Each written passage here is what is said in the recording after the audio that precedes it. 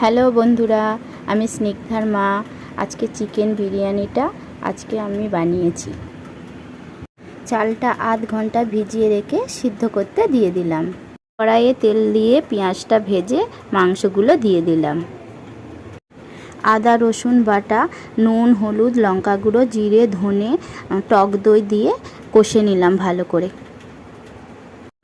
তার মধ্যে একটু গোলাপ জল, কেশরি আর বিরিয়ানি মশলা কিছুটা ছড়িয়ে দিলাম, দিয়ে ভালো করে নাড়াচাড়া করে নিলাম। মাংসটা হয়ে গেলে হাঁড়ির মধ্যে ঢেলে ওপর দিয়ে ভাত ছড়িয়ে দিলাম। ভাতের ওপরে বেরেস্তা, কেশরি, গোলাপ জল, কিছুটা বিরিয়ানি মশলা আর একটু গাওয়া ঘি ওপরে দিয়ে একদম সাজিয়ে নিলাম।